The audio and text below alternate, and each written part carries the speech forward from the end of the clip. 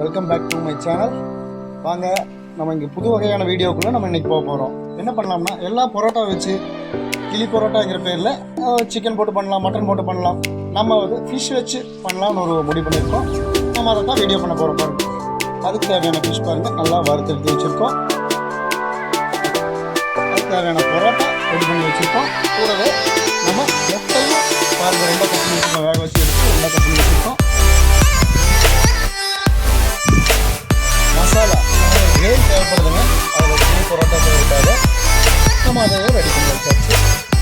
Video அதுக்கு வாழை இலையினால பாருங்கள் நீட்டாக கழுவி எடுத்து வச்சுருக்கோம். அதுக்கு மேலே நம்ம ஒரு பரோட்டா வச்சு ஒரு லேயர் வைக்கிறோம். ஒரு குழம்பு கிரேவி எடுத்து மேலே அப்ளை பண்ணுறோம்.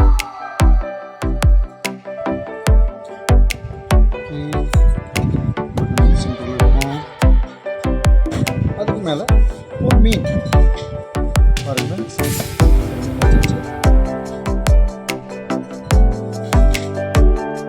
இல்லை ஒரு 2 முட்டை வச்சுட்டோம்.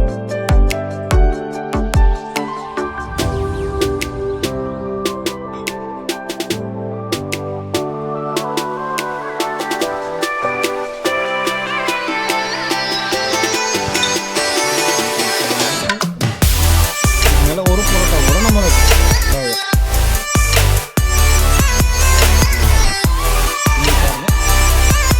நாலாம் மடிச்சு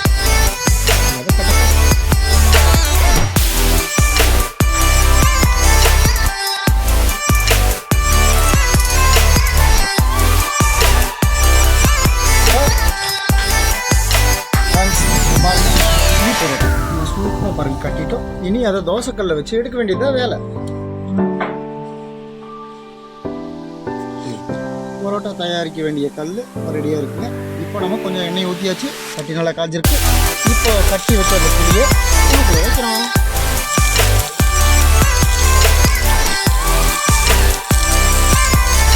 அவியில் வேக வச்சுருக்கு பாருங்க.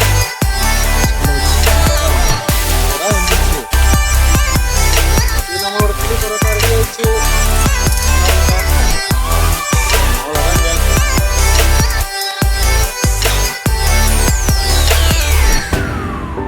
பாருங்கள், கிளி நம்ம ரெடி பண்ணி வச்சுருக்கோம். இதையும் கொண்டு போய் அது மாதிரி ஆவியில் வேக வச்சு எடுத்துருவோம். இப்போ நம்ம பண்ணி வச்ச கிளி பரோட்டா இப்போ தயாராகிடுச்சு பாருங்கள். தோசைக்கல்ல போட்டு எடுத்ததுனால சூப்பராக ஒரு வாட்டமாக கொடுத்துருக்குங்களா. இந்த வாட்டம் வந்துச்சுனாலே வெந்துருச்சுன்னு அர்த்தம். அதுக்கப்புறம் எடுத்து டேஸ்ட்டாக சாப்பிட வேண்டியது தான். இந்த கிளி பரோட்டாவை நம்ம ஓப்பன் பண்ணலாங்க.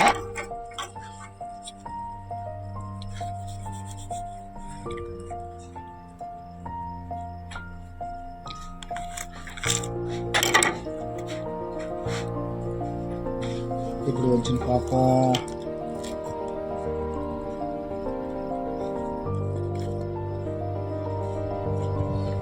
சூப்பராக வந்திருக்கு பாருங்க. நல்லா மசாலா நல்லா பிடிச்சி பரோட்டாலாம் சூப்பராக வந்திருக்கு ஃப்ரெண்ட்ஸ்.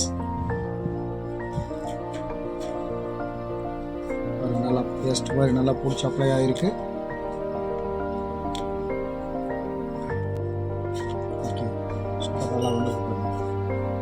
Okay friends.